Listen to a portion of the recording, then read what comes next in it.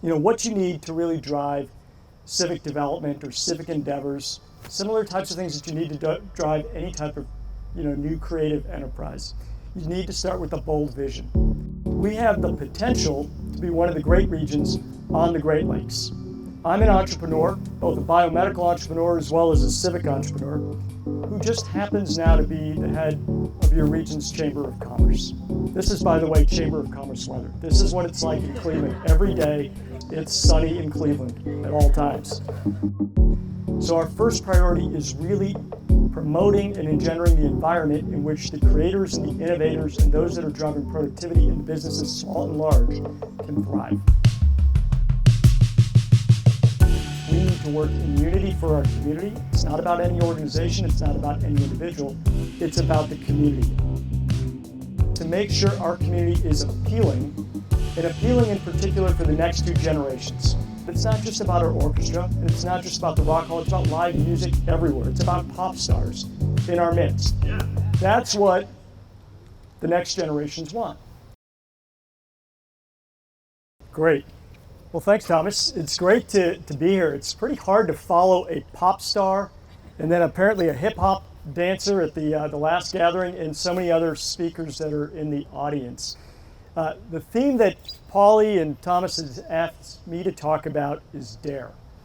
DARE for this great big talk. And it's good to be here on the morning on the shores of Lake Erie and in Wendy Park in particular to talk about this theme of DARE. And dare to be bold and dare to be great. It's a fitting setting for this gathering and these remarks. I'm energized by creatives and I'm energized by creators. Creatives are the ones that envision the products and the services and the community as it can be, and the creators are the ones that take those visions and actually make them happen. They bring them to full fruition. And Wendy Park is an example of that. How many of you know the story behind Wendy Park? All right, good. Not enough of you, so I can keep going with these remarks. So let me share a little bit more about the background of the park that we're in and the man that was behind it, Dan T. Moore. Does anyone recognize Dan Moore's name? All right, a few more hands have come up on it. Dan. Dan is one of these great 21st century success stories that we need to talk about more in Cleveland, that we need to celebrate more in Cleveland. Dan Moore Companies, which includes a company called Team Wendy that he founded. Dan's a wild and passionate entrepreneur. He's the type of guy who, if you've met Dan, he's ridden his motorcycle in armed caravans from Cape Town to Cairo through multiple civil wars and lived to tell about it. And this is what he does for fun. This is just the type of guy that Dan is. Dan would be a perfect speaker for one of these great big talks. And he's also a wild entrepreneur who has been wildly successful at so many different things. Now, he's the type of entrepreneur, he's not a tech entrepreneur. He's not designing new apps or new biotech or things like that. It's all about industrial innovations, products that are very, very practical, things out of materials, things out of metal, things some sort of, usually some novel approach to bringing those two things together, and services as well. And one of those companies is a company called Team Wendy. Now, Team Wendy was born out of Dan's tragedy, which is the loss of his daughter, Wendy Moore. Wendy died very early in her life in a skiing accident. And she died in a traumatic, injury that she had to her brain, which inspired Dan and his team to create a company that's called Team Wendy. And the whole purpose behind Team Wendy was to design better head protection, started for skiing, but for all sorts of other sports as well. And he used that inspiration to create this incredible set of products and services around that, all made right here in Cleveland and Collinwood. And he grew into this wonderful company that last year he sold for about $130 million. That's just Team Wendy. He still operates about a dozen other companies out of his incubator in Collinwood. Now, Dan is also a devoted and passionate Clevelander. He's a commissioner of the Cleveland Metro Parks, and he brought that same entrepreneurial vision and determination to the place that we're gathered in today. Dan was the person who basically identified this parcel of land that was neglected, not really loved by any of the previous owners. He had the vision, contributed the funds, raised the resources and partnerships required, and eventually converted this to a park to the community. and then didn't stop there. He continued forward to make sure that it connected to things like the towpath. So the Wendy Park Bridge that we opened earlier this year, that's Dan Moore. Dan is the type of individual that symbolizes dare, and that's the spirit that we need much more of in Cleveland. So as I said, I'm energized by the creatives who envision these products and the creators who bring these products and services and visions all to fruition. And in business, and increasingly in the social and civic space, we call these people entrepreneurs. That's been my journey, and I'm proud to respond to that label. I'm an entrepreneur, both a biomedical entrepreneur as well as a civic entrepreneur, who just happens now to be the head of your region's Chamber of Commerce. This is, by the way, Chamber of Commerce weather. This is what it's like in Cleveland every day. And as my team knows, on our website, this is what it's going to look like every day on our website. So I'm a little bit biased, but I believe entrepreneurs and entrepreneurship and creatives and creators, they've got a lot to contribute to Cleveland and a lot to contribute to Cleveland's civic space in particular. Take a couple of lessons from an entrepreneur as it's applied to economic development or civic things broadly. So entrepreneurs, what you need to really drive civic development or civic endeavors, similar types of things that you need to drive any type of new creative enterprise. You need to start with a bold vision. That vision's got to be captivating, and it's got to be resonant with whoever your stakeholders are. You need to have inspired and inspirational leadership. You can't do it alone as an entrepreneur. You've got to have an entire following that's working with you to bring that vision to full fruition. And it's a constant campaign. You're always winning the hearts and the minds of everyone around you to make sure that you've got the followership and the alignment to bring a vision to full fruition. And then you've got to be steadfast, sustained, urgent, and unwavering in your pursuit of success. It takes that type of determination to bring any of your creative visions to full fruition. It's the same exact characteristics that make all of you great creatives and great creators that we need to bring to everything we do in the civic space. Those same lessons, what entrepreneurs do, where they go past every single obstacle. When you start with any type of entrepreneurial vision, no matter how small or how grand, you will always have naysayers. There will always be more naysayers than there are followers. And the naysayers oftentimes are your closest friends and closest family members. And you've got to get past those naysayers. You've got to keep just steady, focused on it with a bold and vision for where you want to take it. And then you've got obstacles. On any entrepreneurial journey, you have obstacle after obstacle, pothole after pothole.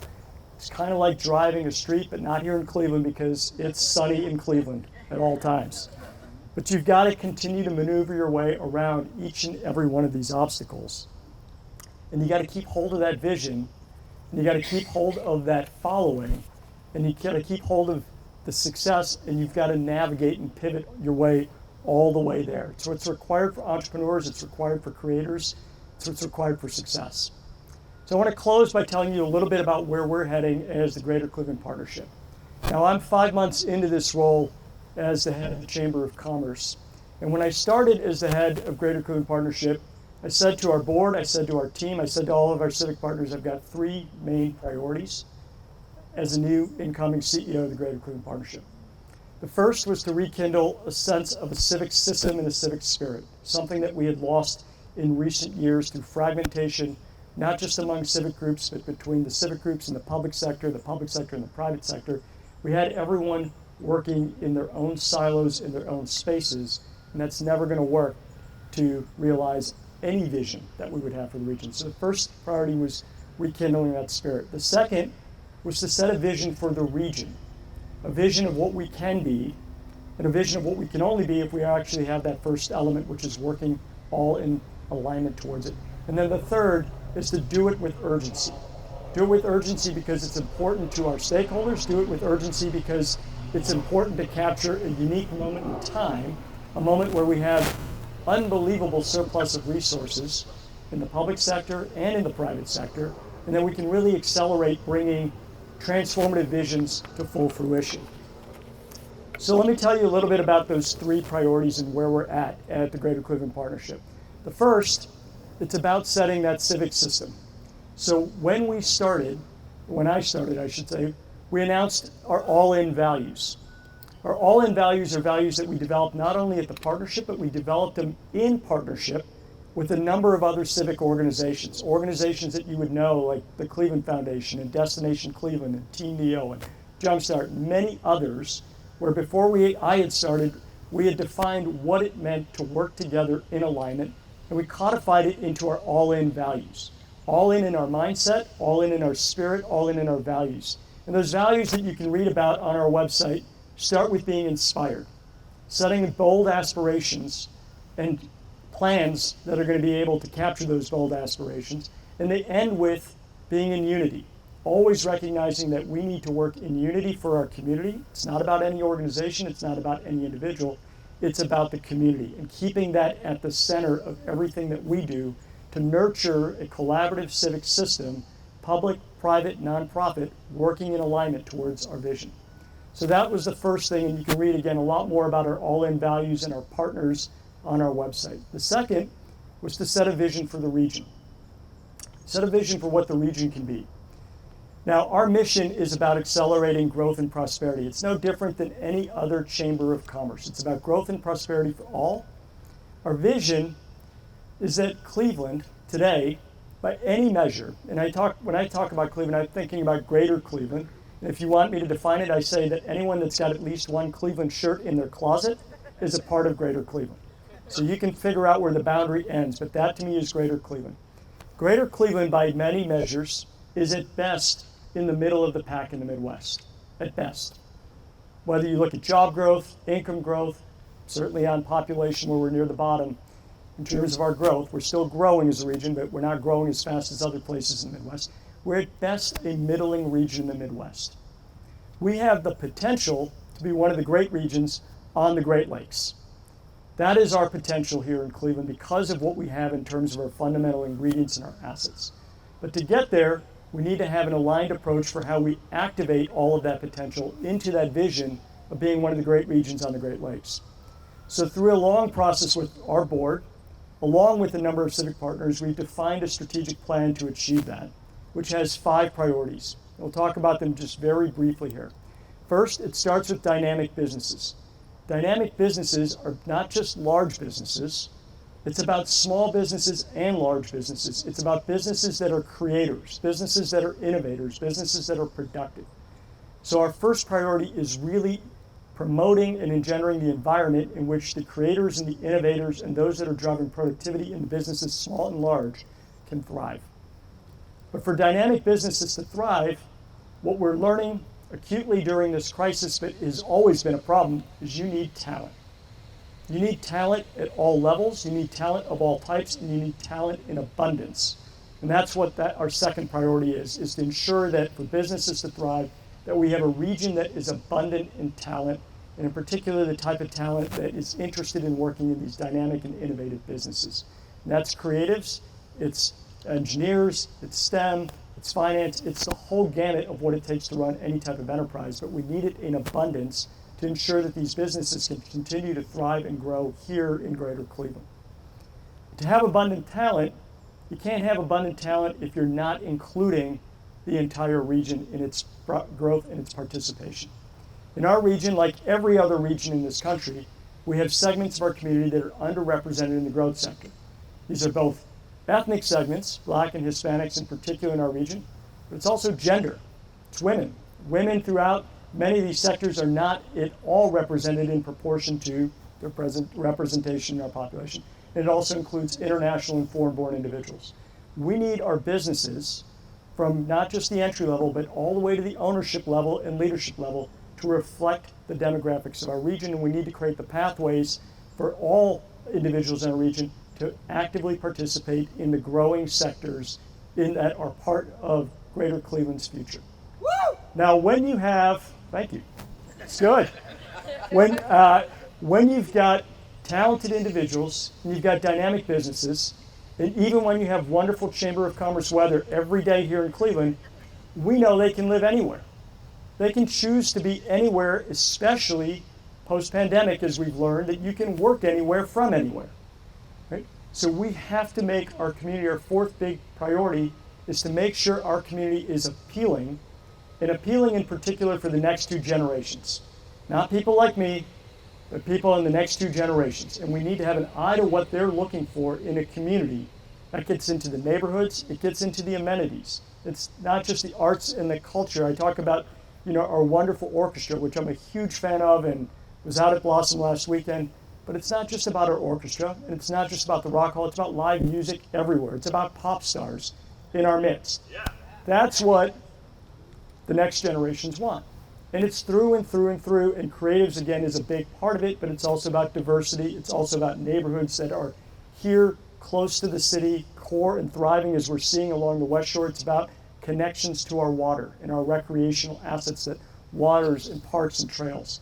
And so we have to nurture all of those elements in our community that make our community appealing to, in particular, the next two generations. Those are our first four priorities. The fifth priority, the one that accelerates all of the first four, and the one that we'll be focused on as intently as we are on the first four, it's about business confidence in our region. We have to have our business leaders and our business owners have confidence in our region. We need them to be ambassadors for our region. We need our business leaders and our business owners in this region to recognize that our business success in this region didn't stop with John D. Rockefeller. We can't hear any more stories about entrepreneurs that were here not just last century, but 2 centuries ago. Right? It's wonderful. Their legacies are wonderful. But we have people like Dan T. Moore here in our midst, and many, many others that are building thriving businesses in the 21st century. And we need to make sure that our business leaders and our business owners become ambassadors for Cleveland as a great place to do business, the same way that we've all become ambassadors for Cleveland as a great place to visit and a great place to live. We need that same level of ambassadorship now on the business front. So those are our 5 priorities that we are going to be pursuing at the Greater Cleveland Partnership, in alignment with all of our partners and with urgency, to ensure that we can develop our vision of a truly great region among the Great Lakes.